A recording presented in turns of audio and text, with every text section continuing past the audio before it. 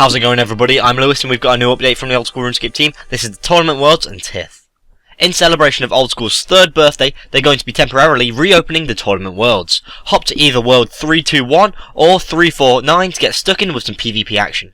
When you log on to a Tournament World, you're going to find the following. Your account will be buffed to the max stats, your account will have completed your quests and achievement diaries, you'll have access to unlimited tournament supplies, which include almost every piece of desirable PvP gear and equipment. On Tournament Worlds, you'll be able to start wars with as little as 1 person per team, unlike the previous release of the Tournament Worlds, where you needed 5. And there'll also be a free-for-all white portal. Unfortunately, you won't actually be able to leave the Clan Wars area, so if you wanted to go fight somewhere else, you can't do that. And remember, if you go on these Tournament Arena Worlds, your progress on the Worlds are not transferred to your regular Old School RuneScape Worlds. So, if you manage to join a Tournament World, then you'll probably want to gear up.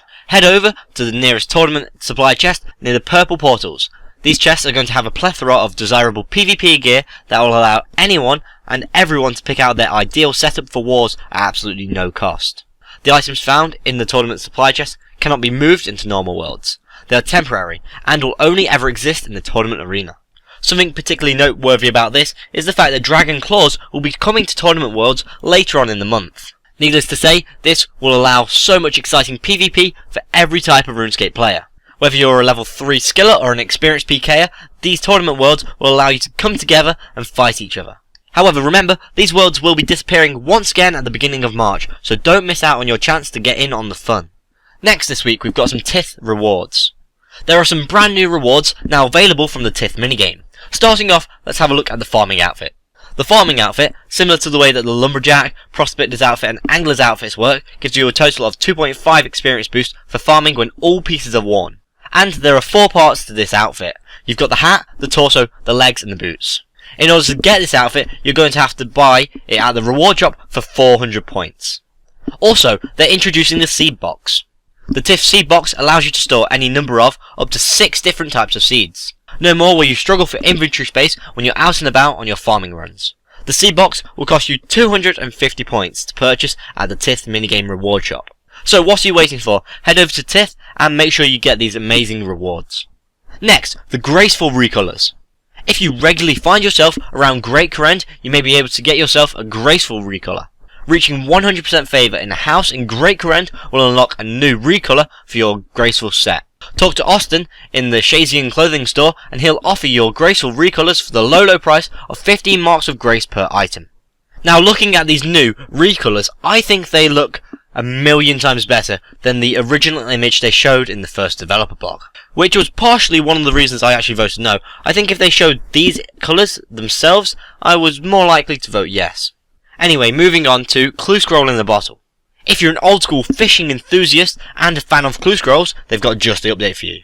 You now have a chance of receiving a clue scroll in the bottle when fishing.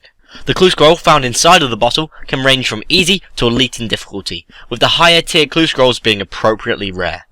And finally, in other news, the task reward from the Karamja achievement diary, which boosts the coins you receive for selling items to the general store, now only works when wearing the hard or elite Karamja gloves. The Want to Quest journal is now much more informative to what the player should be doing. The word lectin is now spelt correctly in the Lunar Diplomacy quest. However, it's not spelt correctly here in this news post, so I'm questioning whether it is actually spelt correctly in the quest or not. The town of Relica is now spelt correctly on the Construction Cape teleport option. Game messages received when fishing Karamwanj are now filtered. 2 pints no longer prevents the claiming of the elite Ardoin cloak when the player has 86 smithing, a level that can be boosted to the task requirement of level 91. And the tree at the Draenor jail, which could be cut from over a fence, has been moved. All of these updates seem rather nice. They're all mostly from the first poll of 2016, which had so many different ideas what they could add to Old School. And we'll be getting a lot more similar updates soon, because this whole month is the month of quality of life, where they're polling quality of life updates for each area of the game, and they'll be releasing them as fast as they can. I'm expecting we'll see some of the top 10 skilling suggestions soon. In the meantime, we can all enjoy the tournament worlds for Old School RuneScape's 3rd birthday. If you want to discuss this update, please go on the forums or in my comments below. If you want to know what's happening this month in Old School RuneScape, please click here for February, the month ahead. And if you're interested in loot share in Old School RuneScape, please click here for my video on the developer blogs for that. If you've enjoyed this video, please like and share, and if you want to keep up to date with the Old School RuneScape updates, dev blogs and polls, please subscribe. I've been Lewis, thanks for watching, goodbye.